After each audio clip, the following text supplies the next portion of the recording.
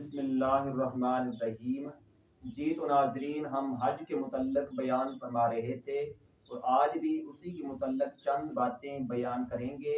آپ لوگوں نے اس ویڈیو کو لائک کرنا ہے، شیئر کرنا ہے تاکہ دوسرے لوگوں تک ہمارا ایک پیغام پہنچ سکے۔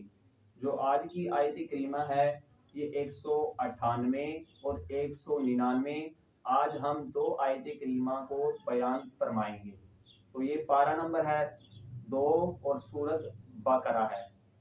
تو 198 میں رب العالمین کی ذات نے جو آیت کریمہ ہے اس میں بیان فرمایا، لیسا علیکم جناح ان تبتغوا فضلا من ربکم، نہیں ہے تم پر کوئی گناہ یہ کہ تم اپنے رب کا فضل تلاش کرو۔ تو اس آیت کا شان نزول بیان فرمایا گیا، یعنی جب حاجی حج کرنے والا حج کے رستے پر ہے، یعنی حج کرنے جا رہا ہے، اگر اس نے اپنی سواری کرائے پر دے دی تو اس کا حج کس طرح کا ہے۔ تو اس پر مسئلہ یوں بیان فرمایا گیا، اگر اس کی تجارت کی وجہ سے، سواری کرائے پر دینے کی وجہ سے اس کے حج کے افعال میں کوئی کمی پیشی نہ آئے تو اس کے لیے وہ سواری کرائے پر دینا کیا ہوگی؟ جائز ہوگی۔ اگر اس کے حج کے افعال میں کوئی کمی پیشی آئی تو پھر اس کے لیے منع ہوگا، اس کے لیے ممنوع ہوگا۔ آگے بیان فرمایا گیا، فَإِذَا أَفَضْتُم مِّنْ عَرَفَاتٍ، پس جب تم پلٹو عرفات سے۔ اس کے متعلق یوں بیان فرمایا گیا، یعنی جب حضرت آدم علیہ السلام کو، حضرت اماں حوا کو جنت سے زمین کی طرف اتار دیا، جب کافی عرصہ گزرنے کے بعد جب ان دونوں کی ملاقات ہوئی، جب ان دونوں نے آپس میں ایک دوسرے کو پہچانا، جب ان دونوں نے ایک دوسرے کی شناخت کی، پہچانا، تعارف کیا، وہ کون سا دن تھا؟ تو وہ مفسرین کرام فرماتے ہیں کہ وہ 9 ذوالحجہ کا دن تھا، جس دن ان دونوں کی، حضرت اماں حوا کی اور حضرت آدم علیہ السلام کی ملاقات ہوئی۔ تو اسی وجہ سے اس دن کو عرفہ کا دن بھی کہتے ہیں۔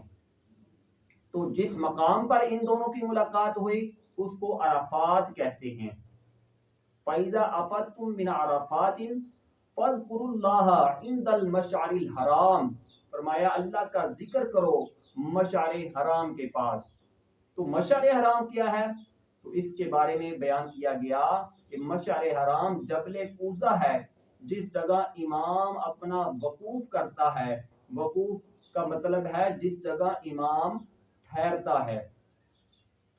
وَاذْكُرُوهُ كَمَا هَدَاكُمْ وَإِن كُنتُم مِّن قَبْلِهِ لَمِنَ الضَّالِّينَ، اور ذکر کرو اللہ تعالیٰ کا جس طرح تمہیں اللہ رب العالمین کی ذات نے ہدایت دی، اگرچہ بے شک تم پہلے بہکے ہوئے تھے، تم راہ راست پر نہیں تھے، تمہیں رب العالمین کی ذات نے ہدایت دے دی، ایک راستہ دکھا دیا، ایک ڈائریکشن دکھا دی، فرمایا اسی طرح اللہ رب العالمین کی ذات کا ذکر کرو۔ تو عرفات میں لوگوں کا ٹھہرنا کیا ہے؟ واجب ہے، ضروری ہے۔ تو آگے فرمایا، ثم افیدوا من حیث افاد الناس، پھر پلٹو اے قریشیو جس طرح دوسرے لوگ وہاں سے پلٹتے ہیں۔ یہ کیا کرتے قریش کے لوگ؟ کیونکہ یہ سردار تھے، یہ کہتے کہ ہم کوئی غلام ہیں۔ رب العالمین کی ذات نے فرمایا تم نے مزدلفہ میں نہیں ٹھہرنا، جس طرح یہ لوگ عرفات سے پلٹتے ہیں تم نے بھی انہی کے ساتھ واپس پلٹنا ہے۔ سنت ابراہیمی فرمایا یہ نہیں ہے کہ تم مزدلفہ میں ٹھہر جاؤ اور یہ حاجی صاحبان عرفات میں ٹھہریں، فرمایا تم نے بھی انہی کے ساتھ عرفات میں جا کر ٹھہرنا ہے، فرمایا سنت ابراہیمی اسی میں ہے۔ ثم افیدوا من حیث افاد الناس واستغفروا اللہ، اور استغفار کرو اللہ سے، ان اللہ غفور رحیم، بے شک اللہ تعالیٰ اپنے بندوں کو بخشنے والا مہربان ہے۔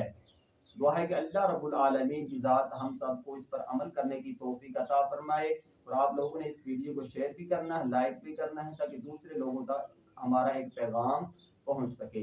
آمین، وآخر دعوانا ان الحمدللہ رب العالمین۔